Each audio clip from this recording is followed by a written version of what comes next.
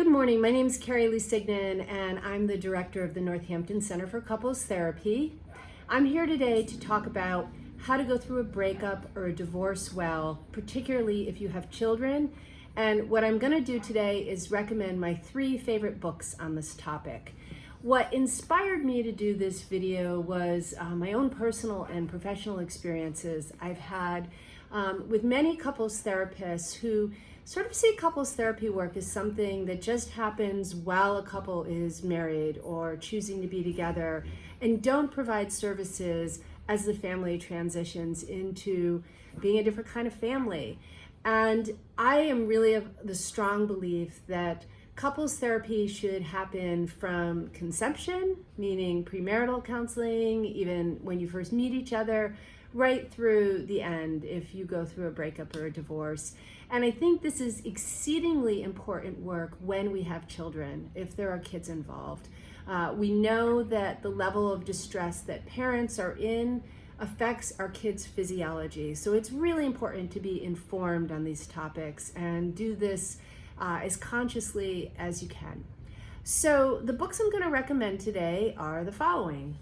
The first book I want to recommend is a book called Conscious Uncoupling: 5 Steps to Living Happily Even After. This is a great book to read even if you are not yet sure that you're going to break up, or you're in a stage where you're kind of in limbo and you're separated, because this book really starts to get you trying on the idea of making that change, and even the act of doing that can elicit feelings and thoughts that are really helpful. This book at its best can be done with your partner as you transition into a different way of being, but it can also be done on your own. You can read it, there's exercises in it, even if your partner is not interested in doing a conscious uncoupling process. There's still a lot of value to be had in it. So this would be my first book that I recommend. The next book I'm going to recommend is a classic in the field. I realize all the titles are going to read backwards, but this is called Helping Your Kids Cope with Divorce, the Sandcastles Way. And this is really like the manual. This gets into a lot of the details in terms of, like, if you're splitting up and your kid's 3 or your kid's 10 or your kid's 15, how does that affect them in different ways? And what are some examples of sort of the optimal way to navigate that in terms of scheduling, in terms of transitions, in terms of all of the logistical things that we're up against when our families shift into being a 2-household family. So even if it doesn't all stick for you or make sense, I think it's just a good classic reference to have. The third book I want to recommend is called the Coparenting Handbook. This is a relatively new book. And I really love this book. This book is going to get much more into sort of the heart of co-parenting, how to do it well, regardless of circumstances, how to do it well if you're sort of the only one who's wanting to do it well. What can you do when you're dealing with a partner, or an ex who's not on the same page as you, but also, how to do it well as a team if you have that kind of a relationship with your ex, or how to sort of evolve into that kind of relationship with your ex.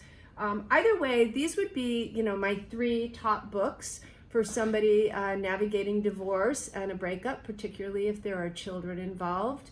I would also recommend that you consider couples therapy.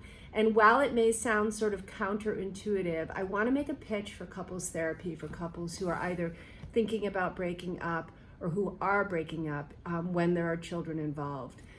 If you're thinking about breaking up, there is a type of therapy called discernment counseling that is definitely worth looking into.